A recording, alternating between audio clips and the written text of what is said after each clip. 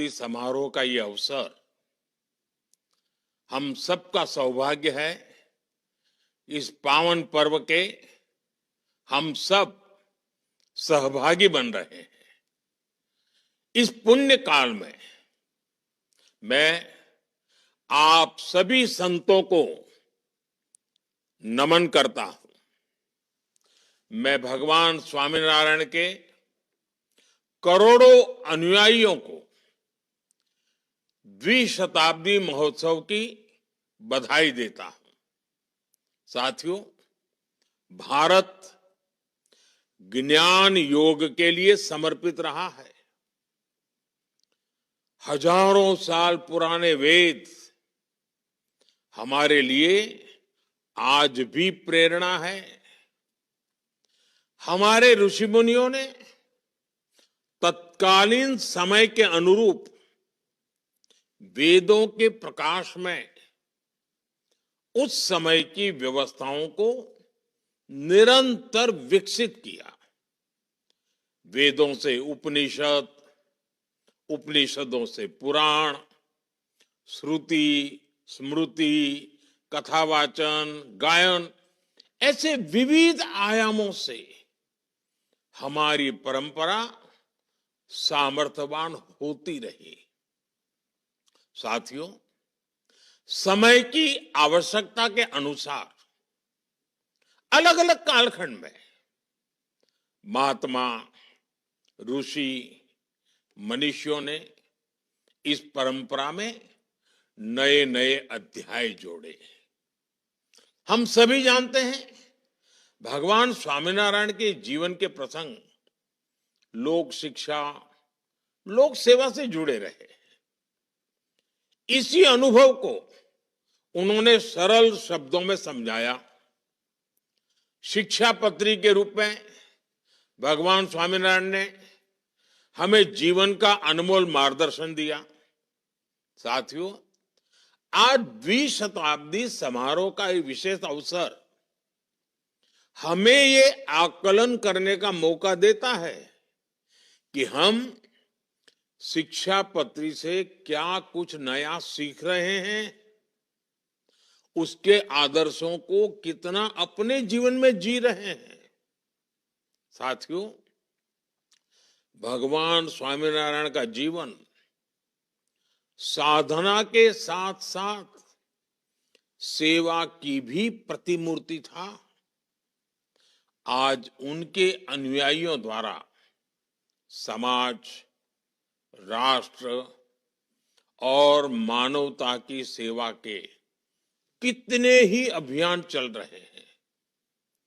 शिक्षा और स्वास्थ्य से जुड़े प्रकल्प, किसान कल्याण के संकल्प, जल से जुड़े अभियान, ये वास्तव में सराहनीय है।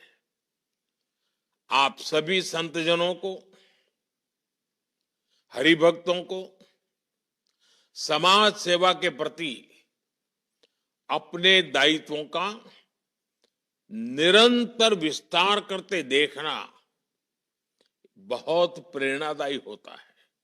साथियों, आज देश स्वदेशी और स्वच्छता जैसे जन आंदोलनों को आगे बढ़ा रहा है। वोकल फॉर लोकल के मंत्र की गूंज घर घर तक पहुंच रही है। इन अभियानों से आपके प्रयास जुड़ेंगे तो शिक्षा पत्री की द्विशताब्दी का ये पुण्य समारोह और भी अविस्मरणीय बन जाएगा।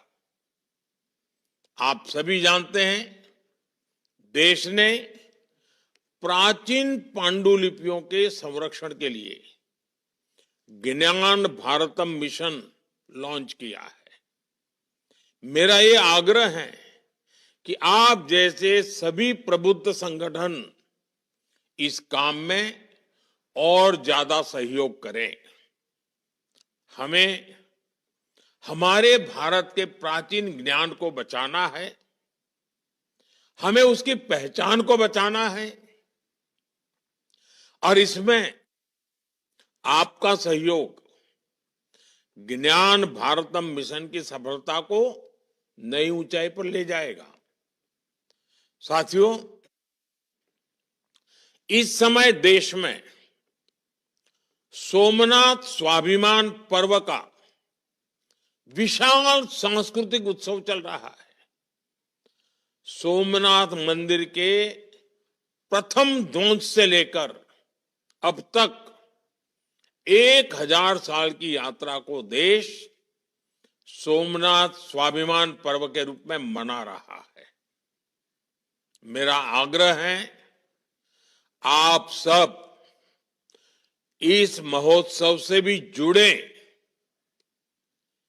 इसके उद्देश्यों को जन जन तक ले जाने का कार्य करें।